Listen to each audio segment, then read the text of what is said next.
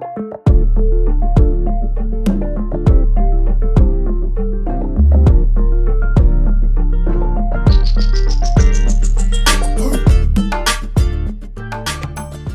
fearfully and wonderfully made human, to the Holistic Counselor Podcast.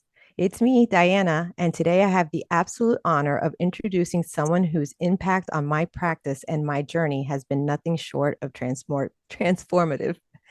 Back in June of 2023, I found myself feeling a bit siloed in my private practice, searching online and through podcasts for anyone out there talking about running a Christian private practice. That's when I stumbled upon Whitney Owens and her Wise Practice podcast.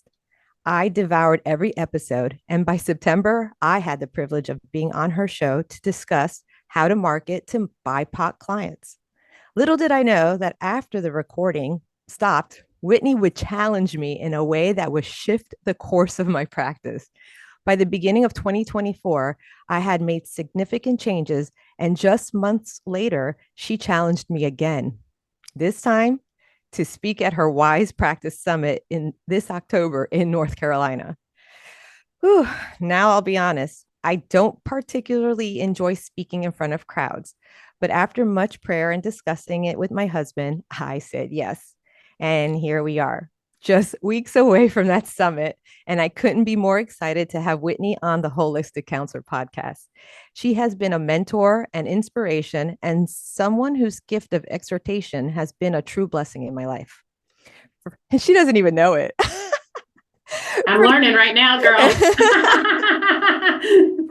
For those of you who don't know Whitney, she's a licensed professional counselor, group practice owner, and faith-based private practice consultant based in Savannah, Georgia. Whitney runs a private paid group practice with over 15 clinicians, helping clients through a holistic, faith-based approach to mental health. But her work doesn't even stop there. She consults with practice owners across the country, guiding them on how to start and grow successful faith-based practices. She hosts summits, a weekly podcast, and a membership community called Wise Practice, where faith-based practice owners can connect, grow, and learn from one another. Whitney has spoken at numerous prestigious events, including both the Georgia and Maryland annual professional counselors conferences and Florida's Counseling Association. She also spoke at Meet You in Kentucky, a renowned conference for group practice owners, and hosted her very own summit for faith-based practice owners in Savannah. Her dedication to helping others build strong, ethical, and faith-centered practices is truly inspiring. When she's not running her practice or mentoring others, Whitney enjoys spending time with her husband and 2 daughters, running, reading, and relaxing in the backyard. I am beyond thrilled to have Whitney here today, and I know you'll be blessed by the wisdom she brings to our conversation. So, Whitney, welcome. Oh, goodness. That was so beautiful. I'm going to have to keep this podcast like saved on my phone for any time I'm down and wondering, why am I doing what I'm doing? Well, listen, that's what, I love how you are raw. You are like, I'll get your emails through, because I'm on your email list and stuff, and you're just real. And you put it out there, and that's what we need to hear that's what attracted me to because there were a couple of podcasts, but when you took the time out to actually reach out to me, and like I said earlier before I hit record, I could sense when someone is seeing another human being just to try to get something, or if they're truly genuinely wanting to help in our field or not in our field. Oh, yeah. Well, I appreciate that. And that's what I hope people experience. But even in the same vein, it's like you are a gift to me. Oh, really? Like hearing those words, that was a real gift in this very moment that I need. And other conversations we've had and connections we've made, it's all a gift. Like God brings it full circle, right? Yeah.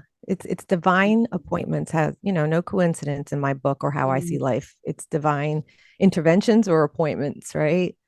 And so, well, let's talk about counseling, right? Because we're both therapists in 2 different states.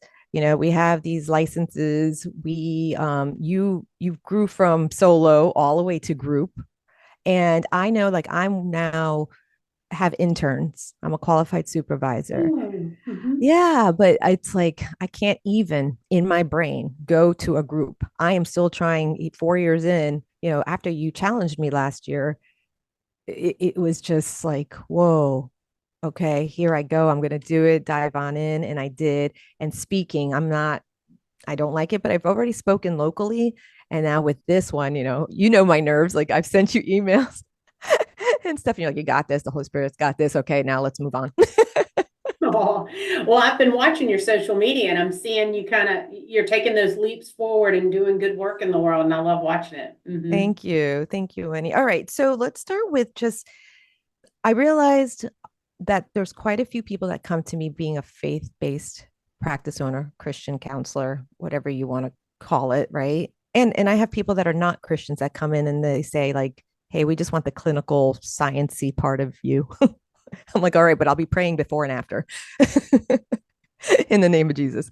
Um, so tell me, what is the difference between biblical counseling and faith-based counseling, because so many people are confused, and I see that sometimes people not debating but in the church and out of the church, and they're like, well, if it's not only the Bible, then it's not God. And I'm still struggling with that because I worked in the secular environment most of my career. This is new to me, even though I've had through the Valley Therapy for 4 years. It's new, but you've been in this for a long time, so can you maybe explain that a little?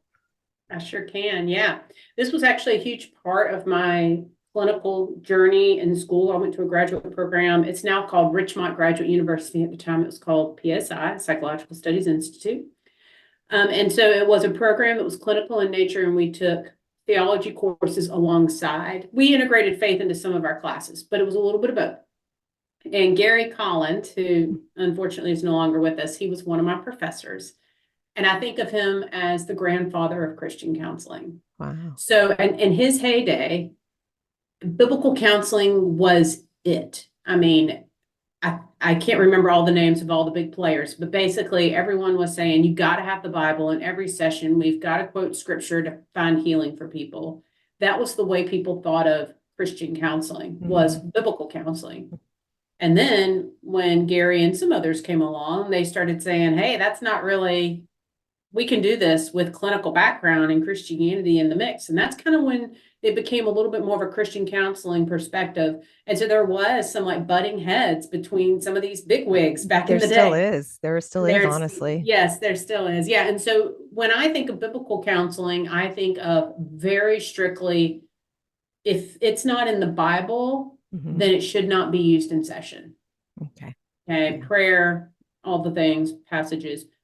I think of Christian counseling as sure, you integrate that at times in appropriate ways, but we still adhere to the ethics of clinical counseling. We still use clinical methods, and we happen to have a faith-based background, and we bring that to the table.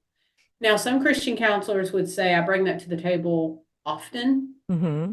Some others would say, I don't always bring that to the table. I pray for my clients before and after session. So when I think of Christian counselors, I think of a very wide gamut. I think if Right. you're going to market yourself as a Christian counselor, you should definitely bring Christianity into your practice in some way, because that's how you've communicated who you are to your community. Mm-hmm. Now, when we talk about, I'm just going to take it a step further here. When we talk about faith-based therapists, Okay.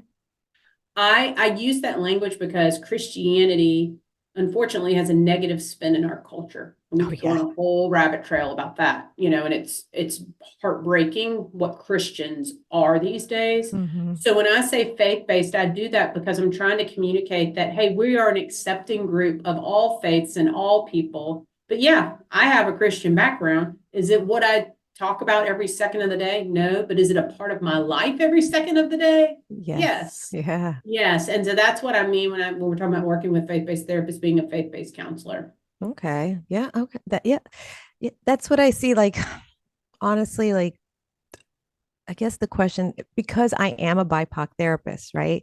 Mhm. So we have the cultural aspect of things like big time. Like, I think, in our conversation, which I will drop the R's from Wise in the show notes for anyone that's listening that wants to hear Whitney and I's talking about BIPOC clients and stuff. But we have the cultural down here in South Florida, because I'm in South Florida, and that's really like a multicultural with a lot of Caribbean and different backgrounds. And that, what I hear when I've had clients in the past, it's like, no, it's a demon. No, and it's like, and it has to be only the Bible, anything, any other psychology. And so I'm trying to get people to understand, like, no, as a holistic person in the way the Lord made us, we are made in biology, in psychology, and theology. He made it all. All good things come from above. And to Amen. have the right and to have that understanding, Mm.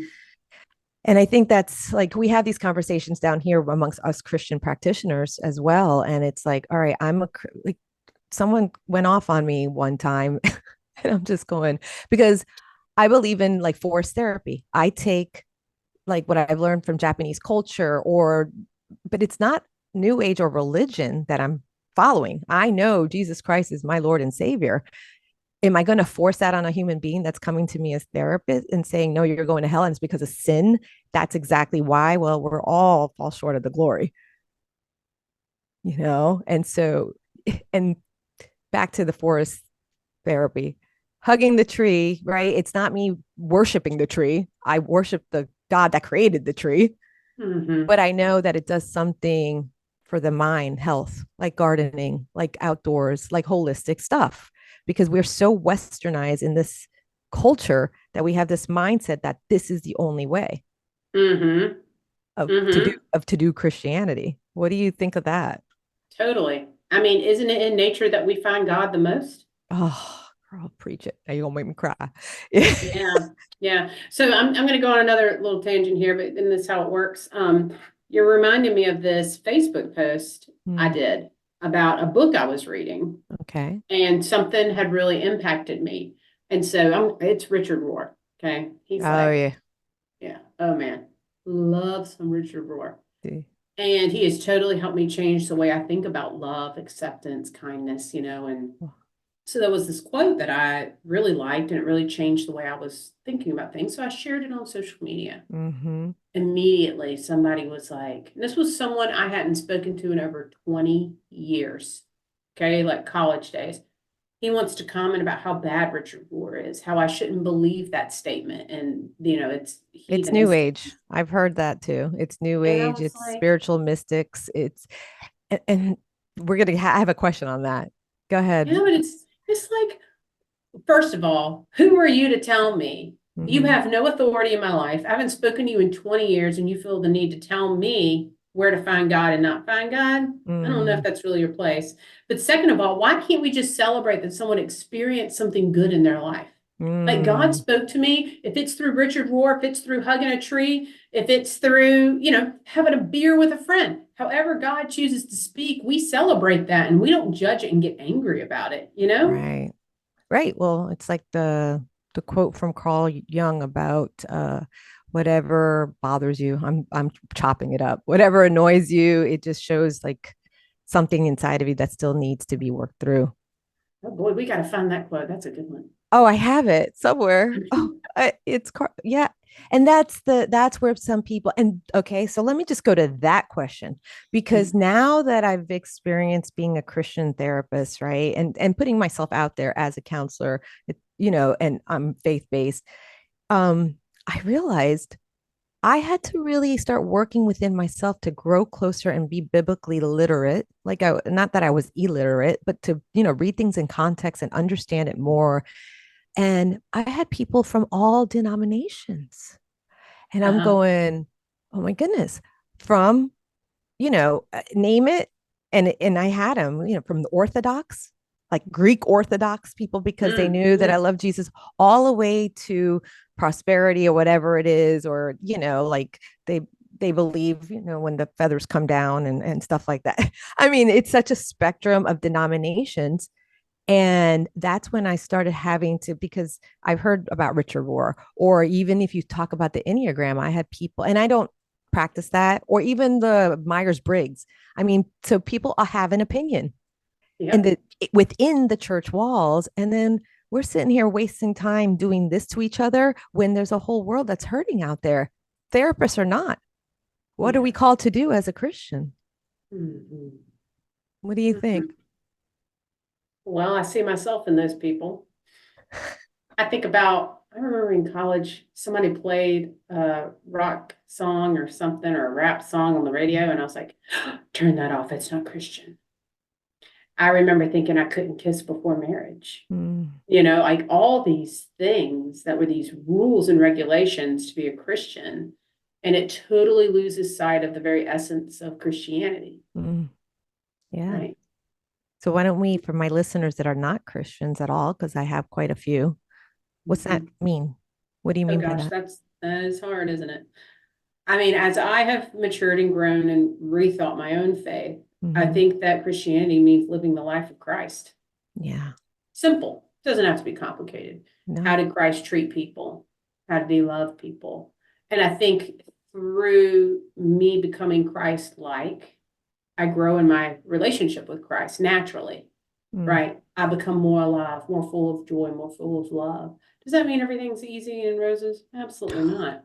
In fact, sometimes it's harder, right? Because Yes. people aren't going to understand it. They're going to judge me for it, right? Right. Even Christians are going to judge me for it. Yeah.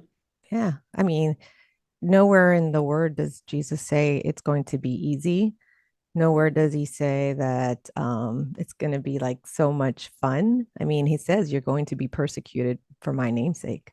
And it's I don't want to scare people off, but you do get a peace beyond all understanding when you focus on who he actually is and what he taught, right? It is simple. It's love God and love others. How That's simple it. can that be? But we've made it so hard due to how I see it, the ego, the flesh. Yes. Okay. And so where, people that come in with judgment, and I understand accountability. Like I have people because there is when we rebel, when we're full of ourselves, when we're like wanting what we want when we want it. And that to, some people call that sin, rebellion. Sometimes the things that we do cause us to stumble to a place and we end up in a hard place, but it's not for us to, like, as a Christian, I'm not going to sit there, Mita, I told you so. Well, don't talk to my kids because they'll say I have said that. But you were just touching on when you were younger, listening to that rock song, because you grew up in church. Mhm. Can you share a little bit of your background and what Sure. Yes, I am from South Georgia. So talk about you had a Bible Belt. tight Bible belt going on? Oh yeah. Oh yeah. And I grew up going to church as a kid. I went to the Methodist church. Mhm. As you maybe know, and we can talk about this if you decide you want to, there's been a huge divide over the past few years Mm, in the Methodist church. That's been a very painful experience. My husband's a minister in the Methodist church. So wow. but I grew up Methodist, United Methodist, proud to call myself one. And then I went to the University of Georgia and was at the campus ministry, the Wesley Foundation, grew a ton in my faith through that experience. And then it was after that that I went to a Christian counseling program. Okay. What I've noticed more than ever right now are clients, and I want to talk, this is where I want to see if you're seeing the same thing.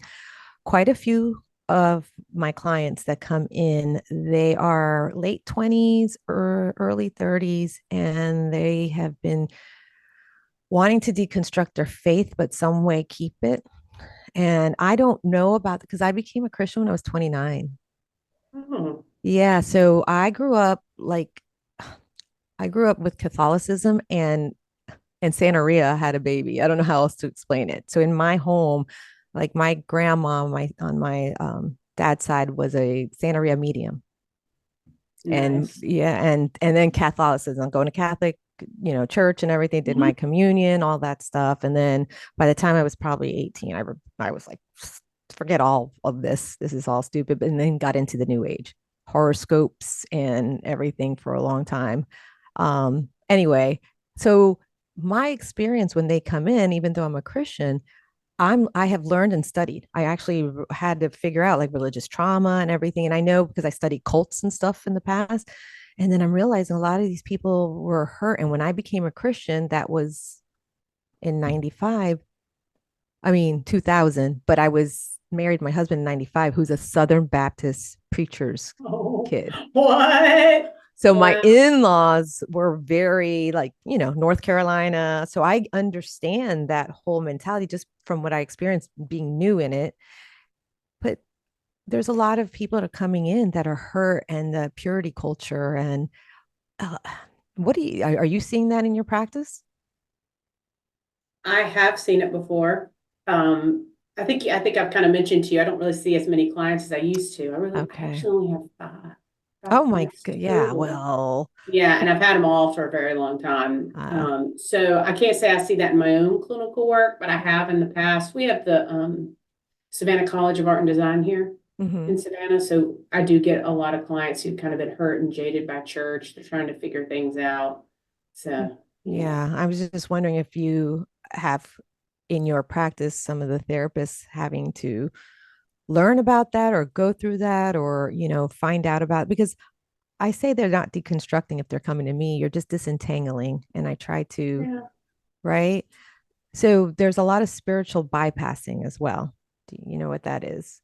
Yeah. Mhm. What do you think about spiritual bypassing? Well, I was going to go back, hold on to what you were talking about that question, because I'm thinking about the other part some more. Okay, go ahead. Um, I think that some of the clients do come in to deconstruct or to untangle, Hmm. but I don't know. I think a lot of them don't and don't want to.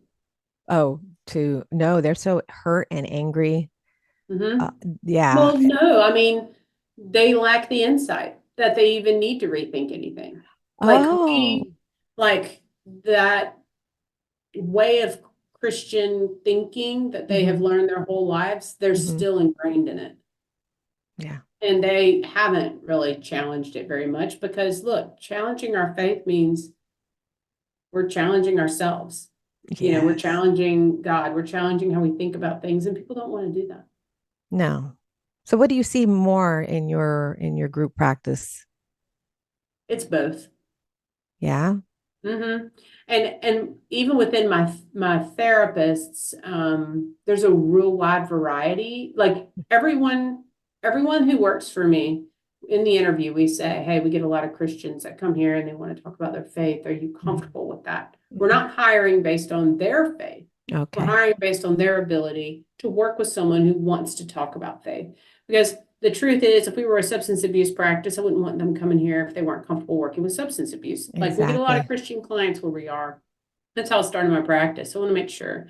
So, but we have a real variety of therapists where they land, conservative or liberal, or how they think about the Bible and how they think about prayer. And I like that because Yes. we know that diversity is always good. Whatever kind of diversity you bring to the table, we want to bring different ways to think, different ways to accept, different ways to love. And Hmm. then when clients call and they say, I want a strong Christian perspective, well, we know who's going to give them the really strong Christian perspective when we give them to Okay. that therapist. And Ah. if somebody else is like, gosh, I wish I could remember what this guy said on the phone. He was like, oh, he said, my wife and I need therapy. We're liberal with our faith and conservative with our finances.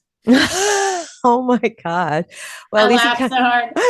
I was like, I love your insight and understanding, and I know the perfect therapist for you because she was. That's actually how that therapist thinks about things. So, Yeah. Do you do a training with your different therapists? Because to me, that just like a cultural competency, right? That's what you're having me speak on and having to teach.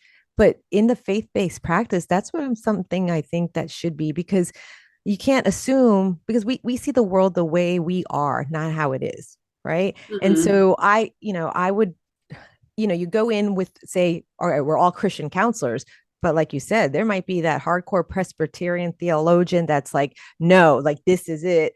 And not saying that all Presbyterians are like that, but and then Mhm. you have the total liberal all the way on a whole other side Christianity where and how do you train them? Do you get them to say, oh, you should know a little bit about each denomination or you see what I mean? Like, how do you know? Yeah. And so I don't do a ton of training with them about it.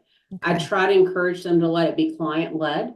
Yeah. Like if a client says they want to talk about their faith, invite them into the room, ask them clarifying questions, how can you use your faith to help you in where you're at? but we don't do a lot of specific training on it. And again, like my therapists come from all different types of backgrounds. I got some that barely go to church at all, Mm, and I've got other ones that are like, oh my gosh, I can't live without, being at church on Wednesday nights and Sunday mornings. And, yeah. so it's kind of that variety. So I haven't really pushed that part all that much. Hmm. Um, but it's certainly something that we welcome into the room. And sometimes at staff meetings, we'll incorporate prayer. We'll talk about our faith. I recently purchased a building and I that saw has been, that. yeah, ooh, it's been a faith journey. And I have, Oh, we have definitely prayed and talked about that, and I share that story with them.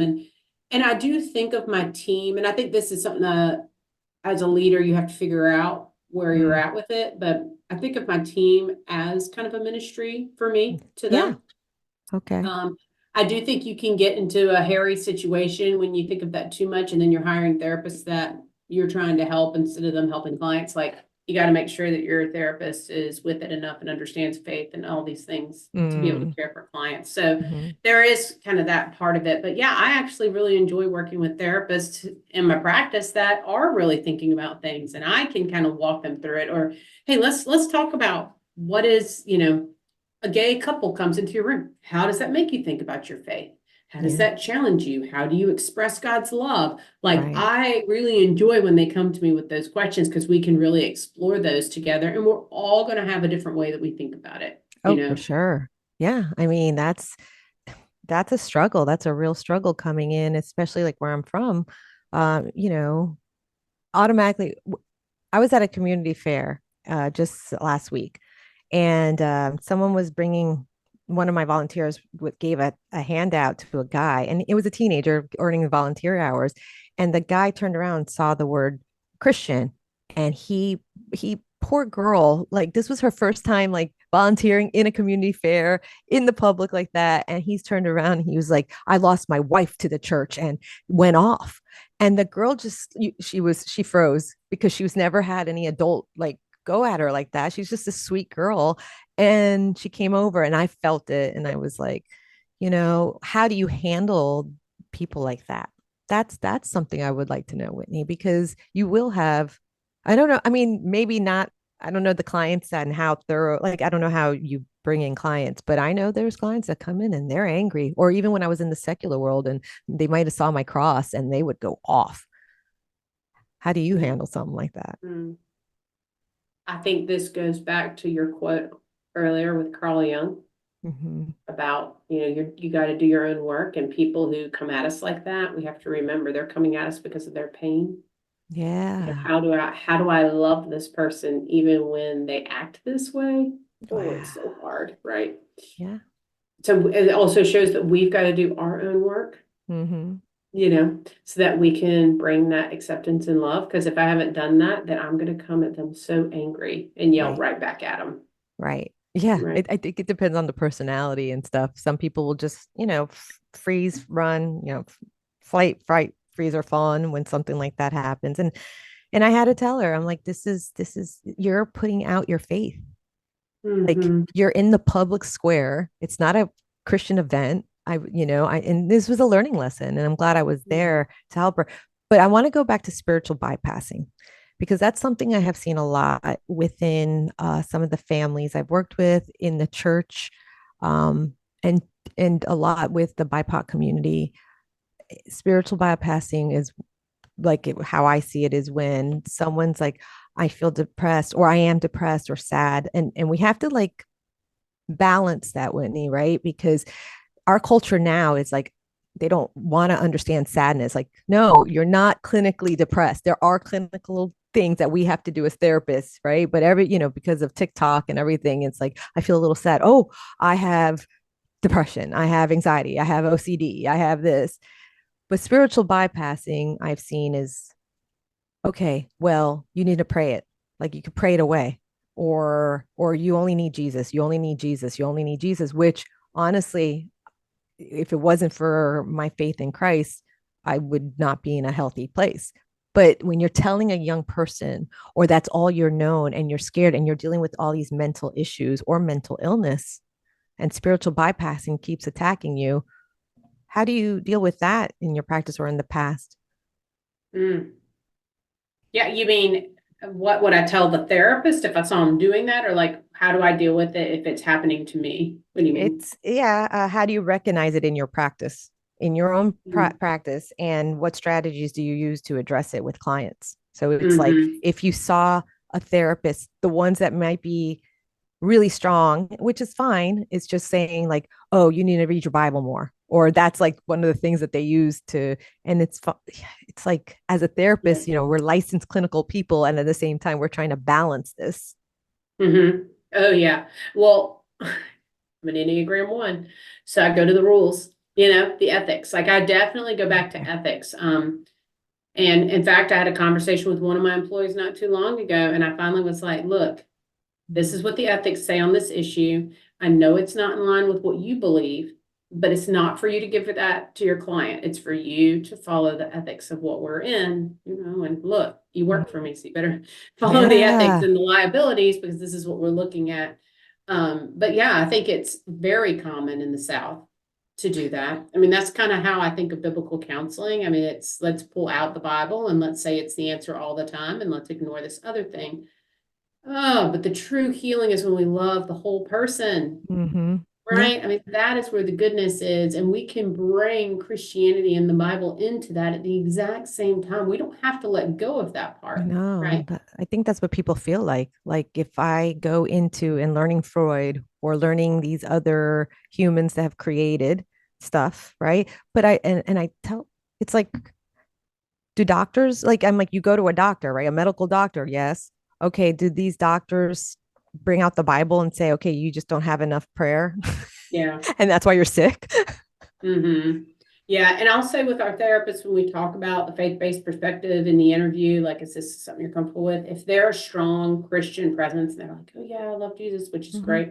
We do kind of go a little deeper with them. Like, what would Okay. you do if a client came in and how would you discuss Okay. this and this? So I'm trying to recognize spiritual bypassing potentially Hmm. that this could be happening. So I really don't see it a lot with my therapists though. Okay. They're very clinical in nature with an integration when appropriate. Right. I I can't say I would think any of them would be like the Bible is it and that's we're not going to pay attention to your bipolar disorder. Like I have not seen that at my practice, but I can definitely tell you I've heard those stories from clients when they come in to see us. Hmm. And I had a pastor in town. She was so happy when she found our practice because she was like, all these other practices that call themselves Christian practices are leaning a little bit more towards the biblical view. And I needed a place where I could refer clients where they get the clinical work with the faith component. Right. So that's Right. kind of how we're different and unique in our area. Okay. I think it's because clinically, the way we're trained, it is the ethics. And you said you pull out your ethics. Mhm. I want to just, for those that are looking, listening and wanting, they might be therapists thinking that they want to start a group practice and everything. What do you mean by that? You have everything in order in place. So you have bylaw, I mean, like not bylaws, but like a, Mhm. a book that they have to Mhm. sign. And can you talk about that a little bit more? Oh, my therapist. Okay. Well, the code of ethics is through the American Counseling Association. Hmm. And so there is some great books. We have them. So when things come up like dual relationships, that's when Yeah. you shouldn't see a client in a setting outside of the therapy room. Hmm. Or maybe there's something going on with bartering, like we don't barter with our clients. There's so many rules to protect the client. So we call those our ethics as Right. therapists. Hmm. So for example, if I was at a party and a client came up to me and told me they were suicidal, or not a client, a person, sorry, Hmm. they're suicidal or something like that serious, like because they told me I am liable for caring for Yep. that person because I'm a licensed professional counselor in the state of Yes. Georgia. So that's an ethical thing. Do I think I'm gonna be put in jail if this person goes and hurts themselves? Probably not. Mm. But it is part of my ethics and my law, like my license on the line, Yes. Right. So those are things what we mean when we say ethics. Social workers have their own book of ethics. Everybody has their own book of ethics. We Right. abide here by the American Counseling Association one. That's wonderful. And now for your group practice, do you have another, oh my gosh, what do they call when you start, a business, like just a booklet of like everything, Like protocols a and handbook. everything? Yes. Thank you. Oh my, Yep, sorry. I have a handbook when they get trained and they sign it, and then we have a bunch of policies on our Google Drive. Ah, that we review with them, and they have to read them. We don't make them okay. sign every single one of them, but yeah, they are supposed to follow all those policies. Okay. All right. Um, so the role of faith in therapy, right? And integrating your faith and understanding it and coming in with it, it is something that, so say, do you ask your clients or back when you were practicing with more clients, do you ask them if they want prayer or not? Yep. So in the very first session, just like every section of our intake, there's a section that says spirituality. Hmm. And it says, do you consider yourself a spiritual person? Yes or no? If yes, what is your faith background? Like, what do you adhere to? Do you have like a creed or a theology that you adhere to? So people could put lots of different things there. Hmm. And then below that, it'll say, do you have an organization that you attend that's faith-based? And that's usually when most of our clients put their church there. So when we're going through the intake, we get to that part and we, just like you would ask more about other areas, you would Right. say, tell me more about your faith. Looks like that's an important part of your life, or it looks like it's not, or did you grow up in church? Kind of those kind of questions. And if they talk as if it's a strong part of their lives, I'll stop and say, okay, we do offer a faith-based perspective here in your therapy. Is that something you would like to do? A Mm. lot of times they're very happy about that. And then I say, okay, sometimes that incorporates prayer or scripture or different components of the faith. Is that something that you're open to? Usually they're happy to say yes. So when appropriate, I will bring that into the session, right? Okay. Did you have a question there? No, no, no. Oh, That okay. makes sense. Yeah, so I bring it into the session, and I might, like, maybe they share something really stressful or awful going on in their life. Mm-hmm. I might say, hey, I want you to know that I'm praying for you, Mm, or what can I pray for you for that? right. Now, I could do a whole continuing education on what I think about prayer in the therapy room. I mean, I don't think it's the best. I think it can really cause some issues with some of your clients, Mhm. especially the power dynamic. It kind of makes it feel like you're pushing prayer on your clients. You got to be really careful about that. So I usually don't pray with my clients unless I have a very solid relationship. I know how they feel about things, and I feel like it's appropriate. Right. Because really everything we do is about the client, not about us. That's right. Okay, can you explain that a little bit more because I want the listener to understand us as Christian counselors or Christian therapists or faith-based therapists, right? Because there's therapists out there that they don't have anything about Christianity, but they are Christians, right? So you Mm-hmm. have those that are therapists, but and are Christians, but they don't go out there saying, "Hey, I'm a Christian counselor." Right. And then Mm-hmm. you have those like me on my website, you see holistic Christian, and oh, I lost my train of thought. I'm so sorry. But it's about trying to balance that because you're right, the power inside that. How do you can you explain that a little more? What do you mean? Like if you pushing prayer? Mm-hmm. Yeah. When I was in graduate school, in one Hmm. of our classes, when I first went to graduate school, I thought I was going to save everybody. I was going to be a therapist. Every client was going to find Jesus. Right. And one of my classmates, I totally remember this guy. He raised his hand and he said, look, Jesus didn't push his faith on anybody. Jesus was a gentleman. Mm. I mean, I guess one time he turned the tables and yelled at everybody. But in general, he did not force people to Hmm. anything. He invited people. Right. And I think that is a really great way for us to think about counseling and to think about faith. I invite people to explore lots of things, their childhood wounds, their current relationships, their stressors. I don't force it. And when I sense that from my clients, I back away unless it's someone I've had for a long time and I really feel like, oh, I Right. really need to push into this. But in general, this is their therapy for Right. them to get what they need out of it, not for me to say, I made you accomplish these goals. Because at the very beginning, I came into every session. Boy, let me tell you, I'm type A. We had a plan. Let me outline the session in advance. Wow. We're going to accomplish these. That was making it all about me Mm. me and it's about them and how can I That's love right. them and sit with them and be with them. I think the most healing part of therapy is the relationship, Yes. right? I can bring CBT, EMDR, IFS, whatever. I could go get trained and bring all that in. But I think when we can truly love our clients and speak life into them, that Mhm. is where the transformation happens. Right. No, I agree. That unconditional positive regard, Carl Yeah, Rogers, right? that's right. It's like that true. So in your practice, well, let's talk about the Wise Practice Summit, right? I want to know a little bit more about it. I kind of know, but I want to know why. Why'd you start it? Mm-hmm. Oh, because I love getting faith-based practice owners together. Okay. It is a lonely world that we have. Oh, yeah. Yeah. And when we're together, we're better. Yeah. It's beautiful. And the other part of it is kind of these things we're talking about today. It's changing the way we think about faith in the therapy room. Hmm. That it doesn't have to be a certain way, that we can change the way we think, and that it can be all inclusive and all loving Right. at the same time and be Christian. So those are kind of my two missions, Okay. within the work that I do, is to empower faith-based practice owners to have successful practices. Because you know what, Diana, when Hmm. you have a successful practice, more of Christ's love is in the world. Yeah. And if I can empower you to do that, I can't do anything better. Yeah. I mean, that is gold.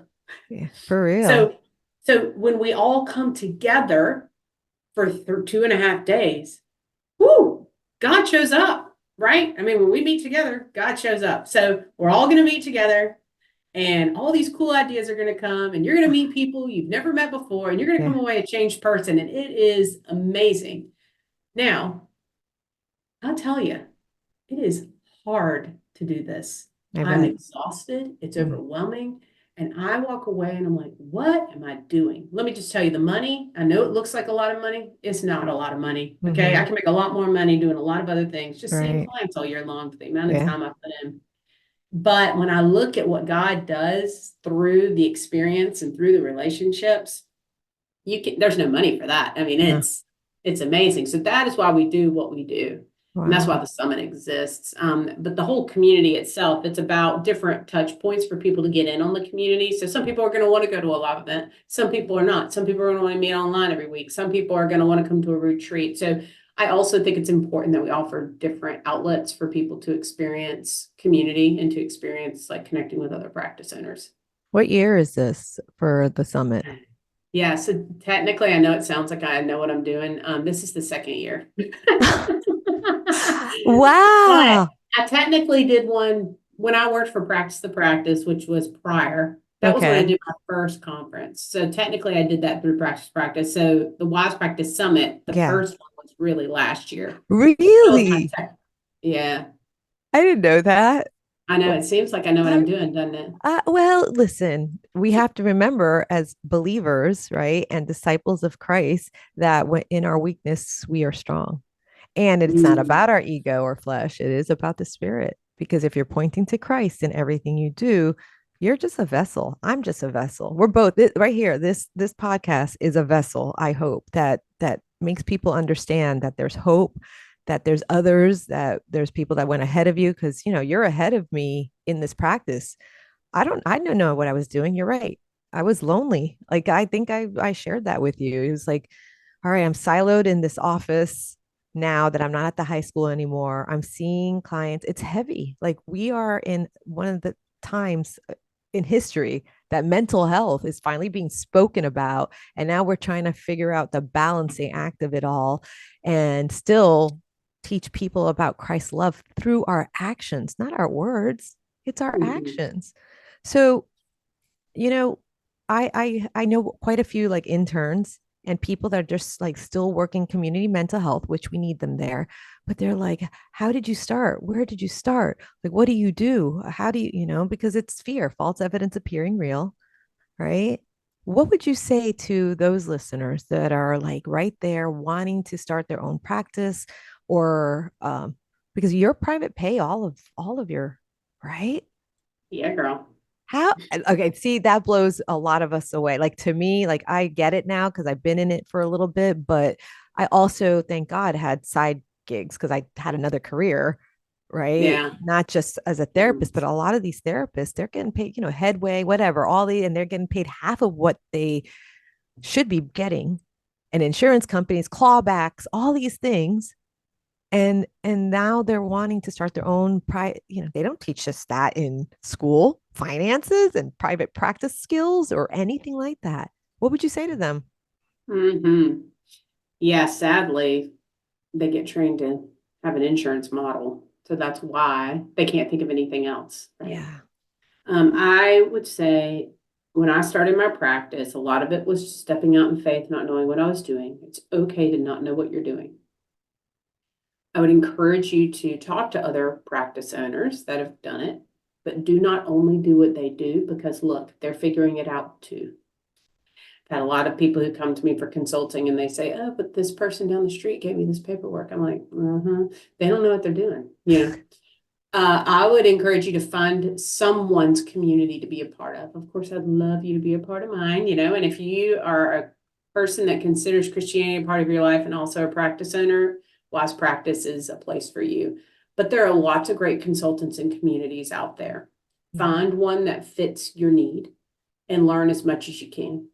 I used to listen to podcasts all the time, almost every day. And I Yeah. would say, hey, I'm going to take something from this podcast and put it into my practice. And that is a lot of how I started. Wow. But at the same time, you start losing that accountability. There's no one who knows what you're doing, or you can't ask questions. It can't be tailored to you. I know people think it's expensive to invest in consulting, but I think it's totally worth it. I've invested in years of it. Wow. And it's part of the reason why I'm successful, because I've had a lot of people help me through the process. I still attend a mastermind group every single week. And I just started another consulting package with somebody because I need help too. We all do. Yes, we Yeah. do. We all, yeah, I agree. There's people ahead of us and there's people behind us. And in our, well, to me, how I see it as a Christian, isn't it the whole Barnabas and, like having someone ahead of you and someone behind you so you can grow Mhm. together and learn because we're meant to be in community, right? Do you have any books or resources that can, like, out of the top of your head that helped you when you first started out doing this? Mhm. Yeah, I do really like the profit first financial model. Okay. I waited way too long to use it. I would recommend Profit First for Therapists. It's by Julie Ayers with Green Oak County. Don't worry, Okay. Diana, you're going to meet her in a few weeks. She'll probably have some books for you. Ah, She's one of the speakers. love That's a it. really great book. That whole method is based on Mike Michalowicz and his work. For group practice owners, Mike Michalowicz also has another book. Fix This Next is good, but I'm thinking about Clockwork, and it's about making things run more smoothly in your life Okay. and in practice so that you're not working so much. I recently just started, I'm actually listening to this book called Slow Productivity. Okay. I want to go with Kane, might be the last name, but I just started it. It is really good about just how we function in the world. And we think we're more productive if we're doing more things, but it actually research shows that that's not the case. So that's another book I'd recommend. But yeah, I would say podcasts. I'm not a huge reader when it comes to business. I do a Yeah, lot of podcasts. I me usually too. reserve reading for fun. Yeah. To chill, Uh, to relax, yeah, like 10 that's pages a right. day. Yeah. Like, That's right. So that's what I'm usually reading. So yeah, that's kind of how I all function. But right. So besides your podcast, was there any other podcasts that actually helped you? hmm yep. I listen to the Practice of Therapy. Oh, I That's know that. Gordon Brewer. Oh, yes. Yes, Whitney. Gordon. Yeah, I was on his podcast too. Okay. Yes, I Stay agree on that one. connected. Um, this is not a therapist podcast, but the Gold Digger Oh, podcast. okay. Gold. It's Jenna Kutcher. She is, I mean, one of my tops. I really enjoy listening to her podcast. I actually listen to a lot of podcasts that are not business related though. Really? More faith related, but I find these to be really helpful because my faith is a part of my business. Mm-hmm. So I'll be listening to it. It'll really challenge me in the way that I think about something I'm doing in my business. Yes, me too. Like Yeah. all the SEO people, I forgot their name. There's SEO that's just on SEO. Then I just listen about blogging and only on blogging, and then how to be a Mhm. better podcaster. And then there's therapy ones out there that are not Christians at all, Christian based, but you get the clinical stuff. So Yes. Yes. I love the definitely. Modern Therapist podcast as well. Oh, okay. I don't know if I know that one. Kate, I mean, that's Katie Vernoy and Kirk Wilhelm. Okay. Yeah, it's a little Wow. more clinical in nature. They do some Mhm. CEU stuff. I really have enjoyed their show as well. Yeah, that's like Doc Snipes. You know who Doc Snipes is?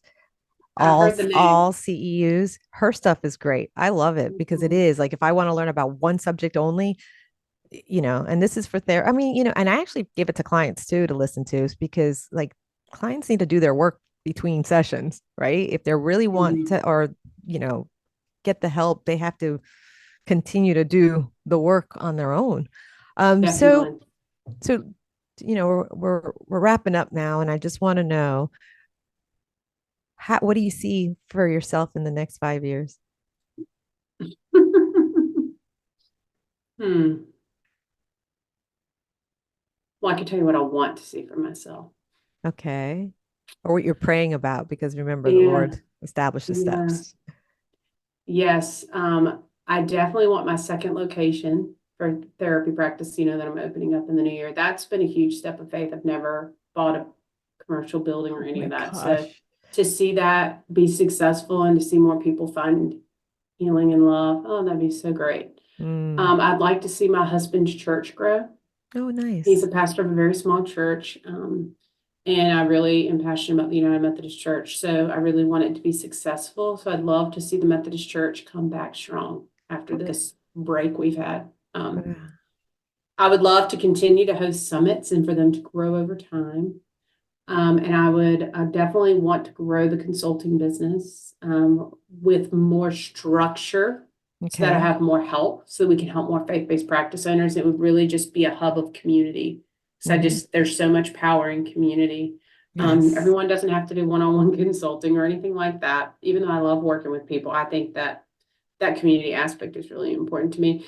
The consulting business is a baby. It's only 2.5 years old. So if I you can think about your own private practice, I have to like compare it to that a lot. Like, right. hey, I didn't even hire anyone in my private practice till I was, 4 years in, or I'd have to think about it, something like that. Hmm. I hired consultants this year. Like, it's still new and it's still in those growing pains and learning. And I'm hoping that by the time I'm 5 years from now, it's going to be little bit more smooth. I'm a Yeah. little less involved, but I can still be involved as much as I want to, and I can love it like my group practices. Right. I love that. I love that. Well, Wise Practice Summit will be October 2nd through the 5th, correct? In Third through the fifth. the 3rd through the 5th. I think it's because I'm showing up on the 2nd. That's right. That's At right. the 3rd through the 5th, in Charlotte. So, do you have any tickets left? I have three. You have 3 left. I don't know when Yes. this is coming out. I have to talk to my producer, my editor. I don't know if it's going to come out before or after, but do you plan on doing this again next year? So those that are listening now, Yes, I actually signed the contract yesterday. and it's not in Florida, is it? I can't tell you. It's a Ah! surprise. You're gonna find out on October 3rd. I love it. I love it. All right. But you can find out about the Wise Practice Summit on her website because you have 2 different websites. Where can people find you? Wisepracticeconsulting.com. Okay. And that's where I will put that in the show notes. So any final words before we end this conversation? No, this has just been a pleasure, and I've really enjoyed it. And I think that if you're looking for a community, find one that can challenge you, can Yeah. strengthen you, can change you, and step out in faith. Because when we do that, God does some big stuff. Oh, he does. I mean, a year ago, I was just thinking a whole year ago where I was and now where I'm at. And I'm just like, all right, Lord, because I haven't said anything out in the public either, but things are shifting for next year. And I have a prayer board. I don't do a vision board, I do a prayer board Uh-huh. every year. And so I used to do the magazines, but it's hard to find magazines nowadays. That's how old I am. Yeah, yeah. All right, Winnie, I am looking forward to seeing you in a couple of weeks. I'm going to bump you up on my prayer list because I know what you're doing. I've done events down here for different reasons, and it's a lot on your shoulder. So thank you for doing that for us. Um, so, listener, don't forget to trust in the Lord, guard your heart, and renew your mind. Bye.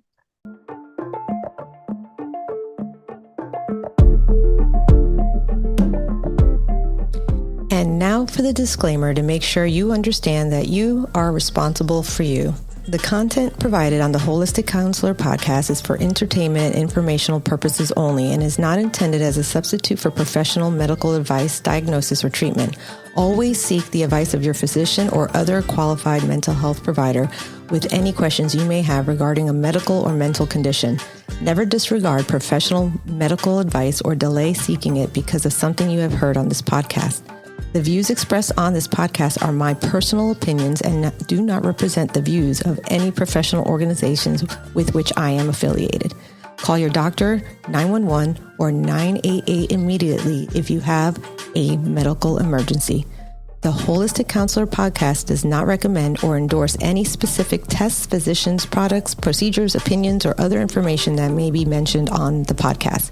Reliance on any information provided by the Holistic Counselor podcast, guests appearing on the podcast at the invitation of the Holistic Counselor podcast, or other listeners to the podcast is solely at your own risk. Confidentiality notice. If you engage with the Holistic Counselor podcast by commenting or posting and are a client, please be aware that you may be revealing information that could compromise your confidentiality. Please remember that disclosing your identity or personal details can be linked to your clinical material. As a therapist, I am bound by confidentiality and will not respond to any disclosures of this type on this podcast. I am committed to upholding the ethics and confidentiality of the therapeutic relationship, which extends to all forms of communication in accordance with the laws and professional guidelines that govern mental health professionals. I want you to know that your privacy is of utmost importance, and you are responsible for protecting it when interacting on this platform or any other public forum. Thank you.